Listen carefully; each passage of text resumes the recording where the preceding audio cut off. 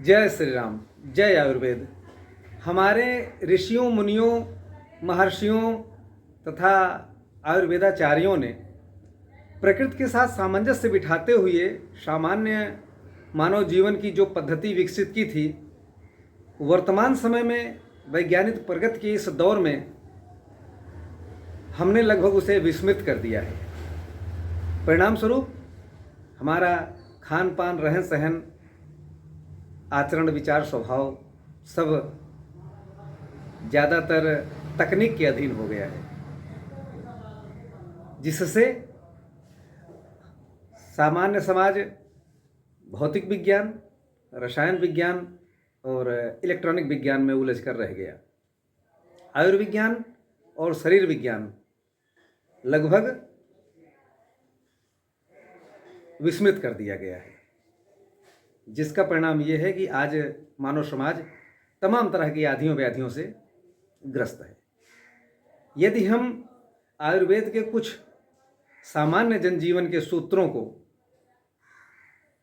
ध्यान कर उनके अनुसार अपना आहार विहार नियंत्रित कर लें तो निश्चित तौर पर हम अपेक्षाकृत स्वस्थ हो सकते हैं। इसी पर एक स्वास्थ्य दोहावली के नाम से रचना मैंने सोशल मीडिया पर पढ़ी। इच्छा हो रही है कि आप लोगों तक भी पहुंचाऊं। आइए उसका आनंद लेते हैं और ज्ञानवर्धन करते हैं। पानी में गुड़ डालिए बीत जाए जब रात, पानी में गुड़ डालिए बीत जाए जब रात, सुबह छान कर पीजिए अच्छे हो हालात। अर्थात रात्रि में शाम को थोड़ा सा गुड़ जल में मिला के रख दें और सुबह उसे छान कर पी लें तो पेट संबंधी तमाम तरह की व्याधियों से छुटकारा पाया जा सकता है। ऊर्जा मिलती है बहुत पिए गुनगुना नीर, कब्ज खत्म हो पेट की मिट जाए हर पीर। यदि हम गुनगुना जल पीते हैं, प्रकृति के अनुसार सामंजस्य मिलाते हुए जो सामान्य वातावरण का टेम्परेचर होता है, तापमान होता है, उस तापमान का जल पीना चाहिए, ऐसा हमारे आयुर्वेदाचार्य बताया करते हैं। यदि हम सामान्य तापमान का जल पिएं तो हमें कब्ज से छुटकारा मिल सकता है। प्रातः काल पानी पिएं घूंट घूंट कर आप, बस 2-3 गिलास है हर औषधि का बाप। प्रातः काल निहार मुँह यदि हम घूंट घूंट कर 2-3 गिलास जल पी लेते हैं तो ये भी हमारे पेट के लिए बहुत ही स्वास्थ्य के लिए हितकर होता है। ठंडा पानी पियो मत करता क्रूर प्रहार, ठंडा पानी पियो मत करता क्रूर प्रहार, और करे हाजमे का सदा ये तो बंटा ढार। आज सामान्य तौर पर हम लोग फ्रिज का पी लेते हैं जल ज़्यादातर, या तो बर्फ़ मिलाकर पीते हैं, जो कि पेट के लिए, हाजमे के लिए नुकसानदेह होता है। इसलिए आयुर्वेदाचार्यों ने बताया है कि हमें सामान्य तापमान का जल पीना चाहिए। भोजन करें बैठकर अलथी पलथी मार, चबा चबा कर खाइए वैद न झांके द्वार। माने भोजन सामान्य तौर पर जमीन पर बैठकर अलथी पलथी मार कर भोजन करना चाहिए।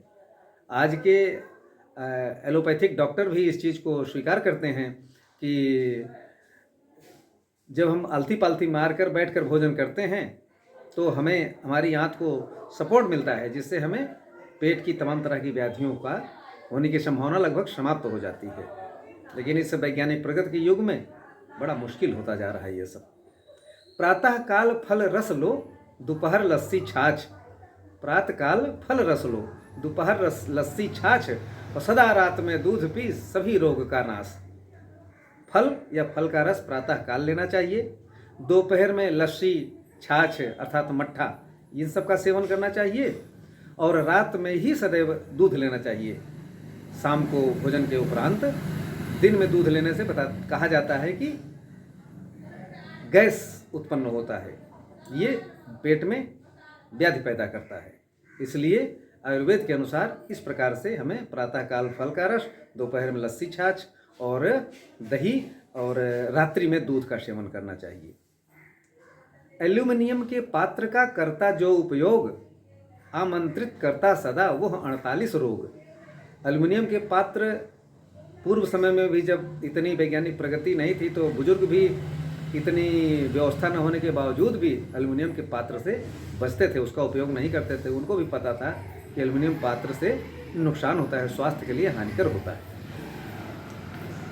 फल या मीठा खाए के तुरंत न पीवे नीर, ये सब छोटी आंत में बनते विषधर तीर।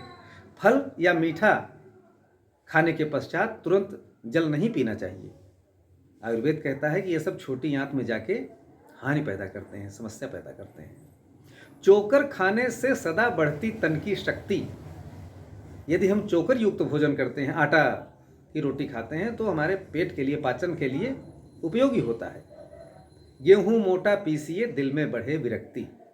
यदि थोड़ा सा आटा मोटा हो, आजकल सामान्य तौर पर मैदा वाली स्थिति में आटा पिसा के उसका रोटी हम लोग खाना पसंद करते हैं, जिससे वो जाके कहते हैं आंत में चिपकता है। आयुर्वेदाचार्यों का भी कहना है कि चोकर खाने से सदा बढ़ती तन की शक्ति, गेहूं मोटा पीसिए दिल में बढ़े विरक्ति। थोड़ा सा मोटा चोकर युक्त आटे का सेवन करें तो हमारा हृदय भी स्वस्थ रहता है। रोज मुलट्ठी चूसिए कफ बाहर आ जाए, बने सुरीला कंठ भी सबको लगत सुहाए। यदि हमें कुछ सर्दी खांसी कफ की दिक्कत हो तो मुलट्ठी का अगर सेवन करते हैं तो उससे क्या है, कफ ढीला होकर बाहर निकल जाता है, कंठ सुरीला हो जाता है, आवाज़ भी हमारी मधुर हो जाती है। भोजन करके खाइए सौंफ गुड़ अजवान, पत्थर भी पच जाएगा जाने शकल जहान।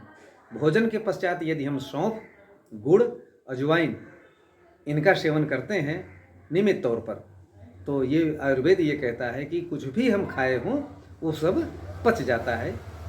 ये है सामान्य तौर पर जनमानस की जानकारी में है।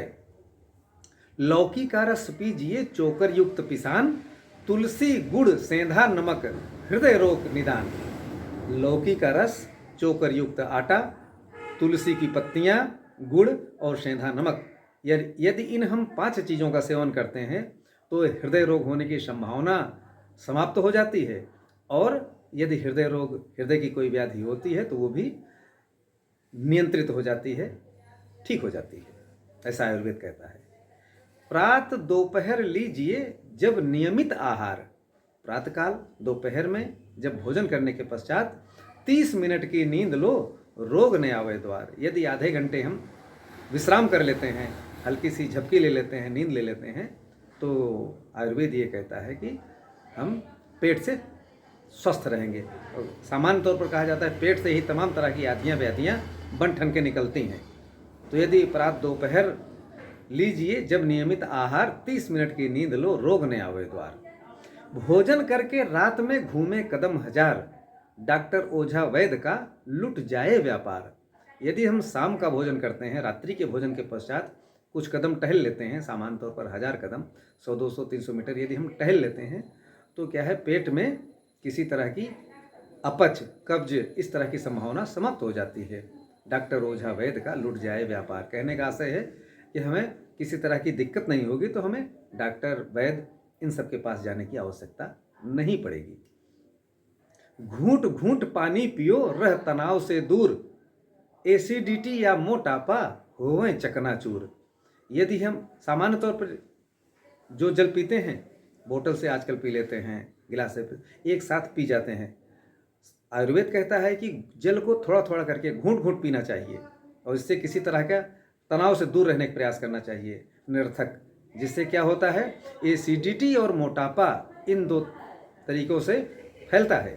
तो एसिडिटी और मोटापा से हम दूर रहेंगे, और एसिडिटी और मोटापा से दूर रहेंगे तो हम अपेक्षाकृत स्वस्थ रहेंगे, अच्छी दिनचर्या होगी और अपने कार्य को अच्छी तरीके से कर पाएंगे। यदि हम इन सब सूत्रों का जितना अधिकतम हो सके उतना पालन करें तो हम स्वस्थ रहेंगे, और स्वस्थ शरीर में स्वस्थ मस्तिष्क निवास करता है, ऐसा आयुर्वेद कहता है। और स्वस्थ शरीर, स्वस्थ मस्तिष्क, स्वस्थ समाज, स्वस्थ राष्ट्र, फिर सब कुछ स्वस्थ स्वस्थ। जय श्री राम, जय आयुर्वेद।